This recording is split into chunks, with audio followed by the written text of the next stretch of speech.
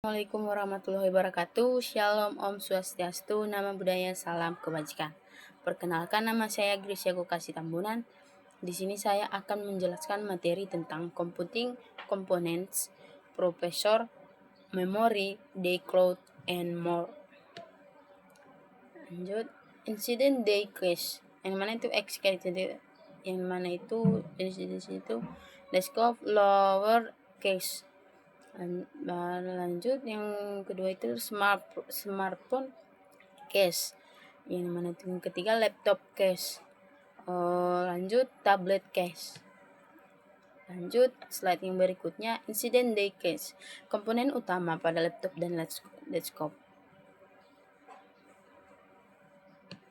Lanjut, incident day case. Yang satu itu motherboard. Yang disebut itu papan sistem adalah papan sirkuit utama komputer. Yang dimana itu ciri-cirinya itu chip komputer, integrated circuits, dan transistor. Lanjut, slide berikutnya, processor. CPU atau Central Processing Unit menafsirkan dan menjelaskan instruksi dasar yang mengoperasikan sebuah komputer. Lanjut, slide yang berikutnya itu lanjutan prosesor itu day control unit. Prosesor yang bertugas mengendalikan dan mengarahkan seluruh operasi komputer. CPU berfungsi sebagai otak kecil yang mengatur alur kerja di dalam CPU.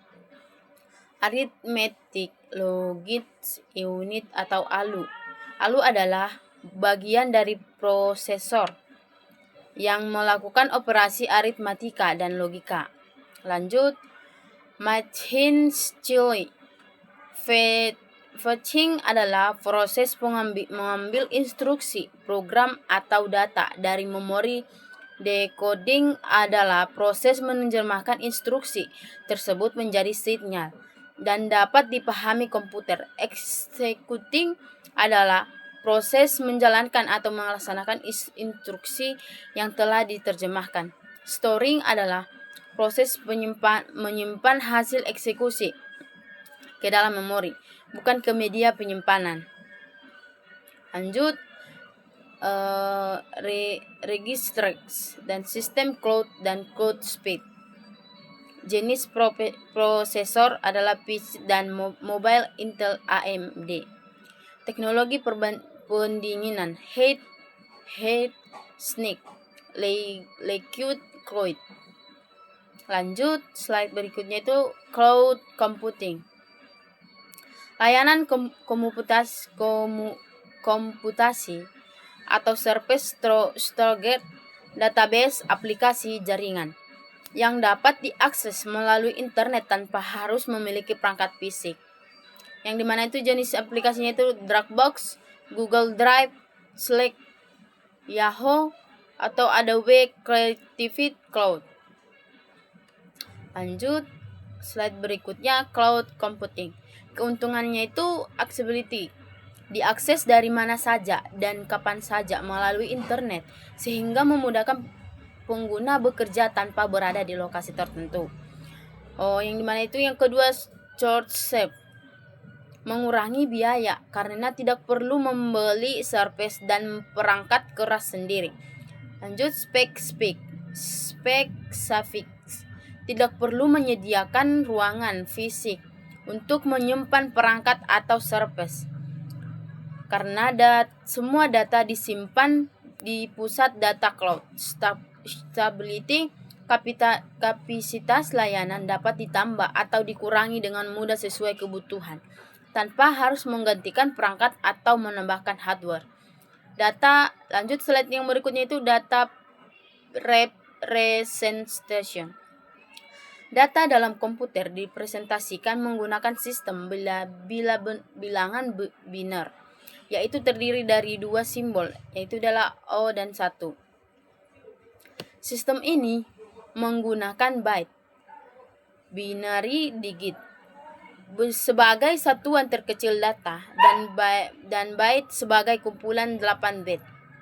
Yang dimana slide selanjutnya memori. Memori adalah komponen penyimpanan yang berfungsi menyimpan instruksi dan data agar bisa diakses CPU. Menyediakan tempat penyediaan sementara selama program berjalan.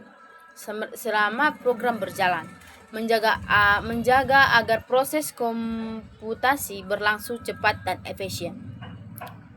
Yang dimana itu memori, lanjut slide yang berikutnya, memori byte, satuan dasar penyimpanan data, atau 1 byte sama dengan 8 byte. Address, setiap byte dalam memori memiliki alamat unik. Alamat inilah yang memungkinkan CPU mencari data dengan cepat. Yang itu dimana itu gambarnya itu byte, kotak penyimpanan kecil. Address, yang di address itu adalah nomor rumah. Jenis-jenis memori. Yang ke satu adalah RAM, Random Access Memory, menyimpan data sementara ketika program berjalan. Yang mana itu jenisnya ada DRAM, baru SRAM. Yang mana kedua itu Checker Memory, memori sangat cepat yang berada dekat atau di dalam CPU untuk menyimpan data yang sering dipakai agar akses lebih cepat. Yang ketiga itu jenis-jenis memorinya itu ROM, Read Only Memory, berisi instruksi permanen atau tidak hilang saat mati. Yang dimana itu ROM bersifat non-volatile, yang dimana itu atau data tetap tersimpan. Yang keempat itu flash memory, memori non-volatile seperti USB, SSD, kartu SD. CMOS, memori kecil yang digunakan untuk menyimpan konfigurasi sistem, yang dimana itu atau jam tanggal pengaturan BIOS. Adapter card atau kartu tambahan. Adapter card atau application card adalah perangkat keras yang dipasang pada komputer untuk menambah kemampuan atau fungsi baru yang tidak ada pada motherboard start. Lanjut, yang kedua itu expansion slot.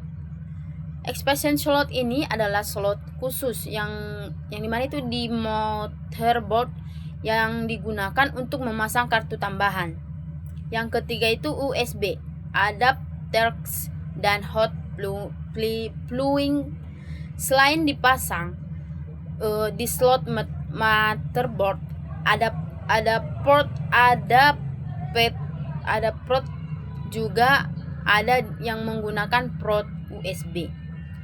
Lanjut, slide berikutnya bus system.